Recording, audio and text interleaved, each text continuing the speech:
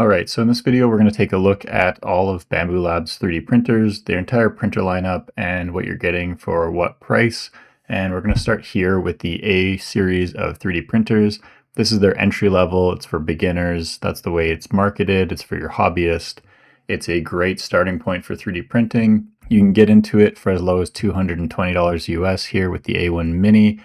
But I think that's a bit misleading because to get the true potential out of these printers, I think it pairs incredibly well with the AMS. If you've ever 3D printed without one and then gotten one and then gone back to not having one, you miss it really deeply. I did this myself. I had an A1 and an A1 Mini and an AMS Lite, and I sold off the A1 with the AMS Lite to a coworker because I had too many printers on the go.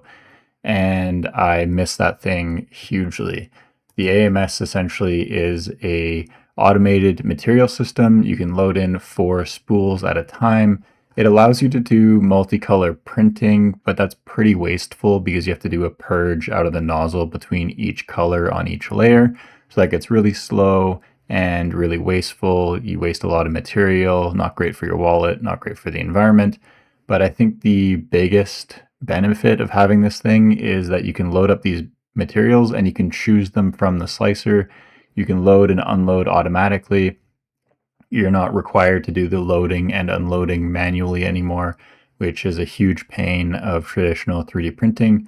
Huge step forward is the AMS. So with that out of the way, this is the base price for the A1 Mini, $220 US. You bump up to the A1 at $300 US. And then you bump up to their newest release, the A2L, at $400 US. The 3 of these are all bed slinger style 3D printers, and what that means is that your y-axis is slinging back and forth. It's moving front to back, front to back, front to back. It's moving the entire print with the print bed at the same time. And then these other 2 axes are independent, your Z, which is going up, and then your X, which is going across.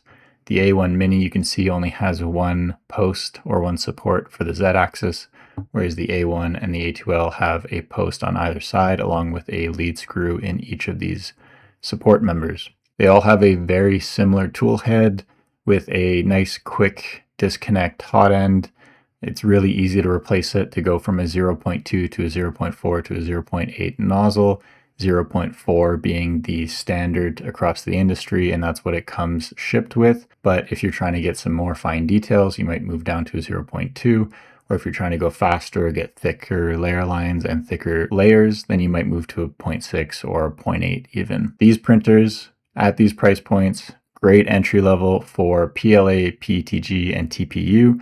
They are open to the environment that you're printing in, so the ambient temperature or the temperature of your room will have an effect on the print that's happening. So if you're at a steady 20 to 25 degrees in your room that you're printing at, that's great. But if you have fluctuations in that temperature, then you might see some issues with your print since these are exposed to the air around it.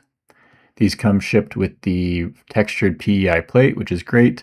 It sticks while it's warm and it releases once it's cold. And the main decision that you're making across these 3 printers is build volume. So the A1 Mini is 180 millimeters by 180 by 180. The A1 is 256 by 256 by 256. And the A2L has a bit of a weird one at 330 by 320 by 325. The A1 Mini is great for little knickknacks or little like hand-sized objects. The A1, you start to get into potentially fitting a helmet, but usually not. You'll have to cut it into pieces if you want to do a helmet directly on a 3D printer.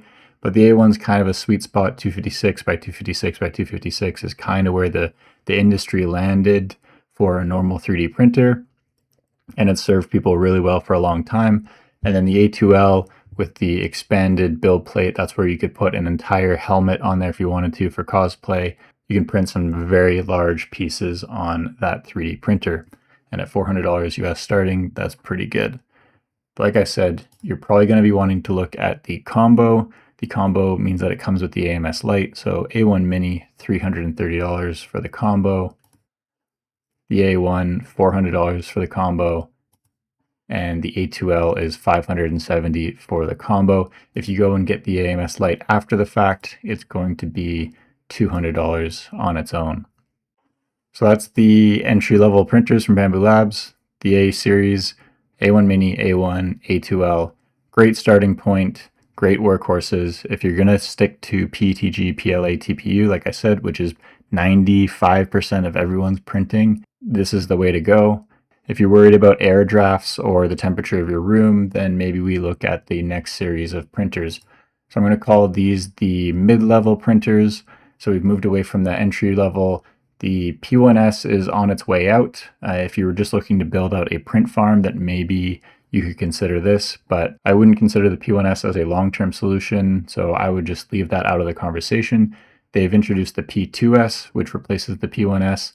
They basically canceled the X1 Carbon and baked all of the improvements from the X1 Carbon over the P1S into the P2S.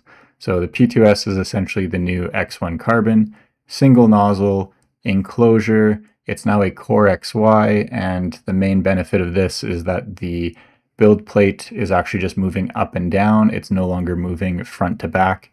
So the print that's on the build plate isn't getting as much movement. It's only just moving down every layer. So it's pretty much stationary while the other axes are moving. And this means that your prints are going to come out a little bit nicer, especially on taller, skinnier prints. There's less opportunity for it to fail, which is really nice. That's a huge benefit of the Core XY design. And they've also just released the X2D. And so one of the main differences between these two is the P2S is a single nozzle, the X2D is dual nozzle. There's a caveat here that the main nozzle is direct drive, and that would be for your main filaments, your main material. And then you have a secondary nozzle that's for supports mainly, and this is a Bowden style extruder. They both have the same print volume at 256 by 256 by 256. And if I'm cross-shopping these two, I'm probably going to lean towards the X2D, especially with such a narrow price gap between the two. And if I look at the X2D with the combo, then we're looking at 900 US. Again, I would recommend getting the AMS system. It is a huge quality of life improvement. You get to load 4 filaments in here. The AMS 2, which we've now moved into at this price point, also includes a filament dryer. So it's fully enclosed. You can do filament drying with the AMS 2, which is great for some of those filaments that like to absorb a bunch of water, and that's bad for printing because you can imagine that we heat that in the nozzle and then the water evaporates and then creates bubbles in your print. And if it doesn't make bubbles, then it can also just make the prints or the plastics kind of stringy, and we don't want that. So dry filament is good, and this helps you keep it dry and then actually get it dry if it's absorbed a bit of water. We've also introduced a 65-degree active chamber heating. This will allow you to print what they call engineering filaments or high-performance filaments much more consistently than the open air printing of the A1 series or the A series. These are much more prone to warping, and I wouldn't even attempt to do any engineering filaments on this lineup of printers.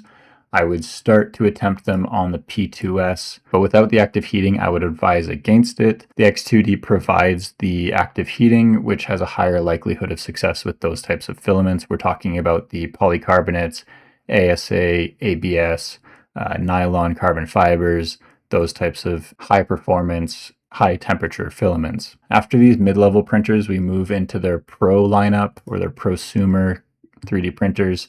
First in that lineup is the H2S. From here, we're looking at a single nozzle. We've got 340 by 320 by 340 print volume. We can print all the engineering filaments. We've got an active heated chamber. We can also get this equipped with a laser module, a plotter cutter. Again, you're going to be paying more for these packages. So they always highlight a base price, so 1400 US. This is with an AMS2 as a combo. You could get it bare bones for 1200 bucks, and then you can get the full laser combo for $1,800 here on the H2S. If you're thinking about getting the laser combo, make sure that you have some use cases in mind. I bought the H2D with the full laser combo, and I still haven't set up the laser portion ever. I'm not sure that I'm going to get a lot of use out of it. I just can't see myself doing the swap over and over again. And I haven't found projects where I really feel the need to do the laser cutting. 3D printing is really where this shines. The laser should just be seen as like a cool add-on, a fun feature, but not necessarily the main driver of these 3D printers. But of this lineup, H2S, that's the entry. You get the bigger print volume. You can get the laser if you want to. AMS combo is probably the sweet spot of features and price.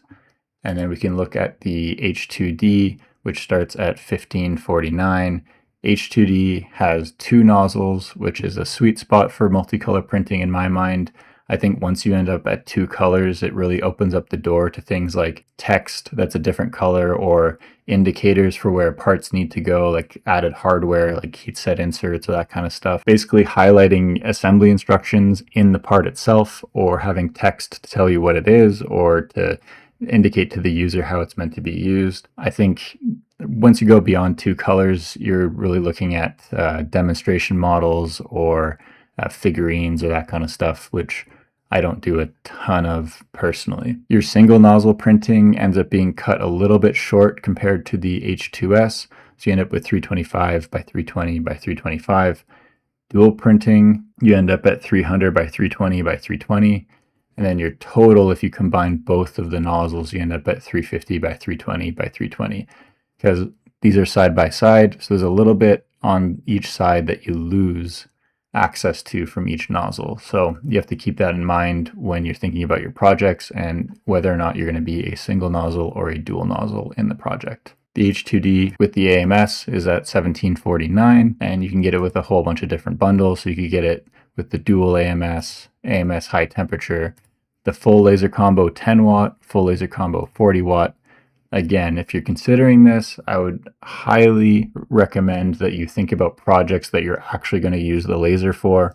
Otherwise, it might just end up being a really expensive feature add-on that you really didn't need. It's kind of like going to the highest trim level on a vehicle and then not necessarily using all of the features that it provides. That being said, I've been really happy with the H2D as a 3D printer. I just don't know if the laser is worth it. I don't know if I really want to have a bunch of fumes and smoke in the same housing as the printer itself. And then finally, we land on the H2C, which adds another interesting feature, which is hot swapping the nozzles. So in multicolor 3D printing, especially through an AMS, like I mentioned before, you have to purge your filaments between each color. With the H2C, they've solved this by providing a different nozzle for each color, with up to 6 nozzles in the chamber. Hopefully they can show, here you go. So basically you have that carriage that holds 6 nozzles. It has the colors loaded in those already, and it hot swaps between them during the layer, heats up within 8 seconds, and you're off to the races again. So very cool, very efficient for multicolor printing. If that is your main draw for these 3D printers and you're going to do a ton of multicolor 3D printing, this is worth considering. Again, you can retrofit it with the laser combo, 10 watt, 40 watt. I will say it one last time, just be sure that you know that you're going to be using this. But that is the lineup of 3D printers from Bambu Lab. To reiterate, if you're doing PLA, PETG, TPU, and that's it, these 3 are your considerations to make.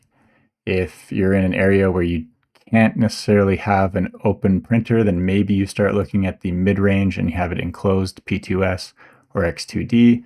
I would push you towards the X2D if you're considering these 2 options. And then finally, if you need more print volume, you need it to be enclosed, you need the top feature set, then you're looking at the H series, you're looking at the H2S, the H2D, or the H2C. H2S is single nozzle, large build volume, enclosed. H2D, dual nozzle, large build volume, enclosed. H2C is you're doing a ton of multi-color printing and also multi-material. So you could do TPU with PLA or TPU with PETG. Like you can do dissimilar materials to get some very interesting material properties of your end print. I haven't seen many people fully utilize this feature yet, but there are some very interesting possibilities once you open up those multi-material options. I hope that was useful. I'll put links in the description. Let me know in the comments if you have any of these printers and what your experience has been, and I will see you in the next one.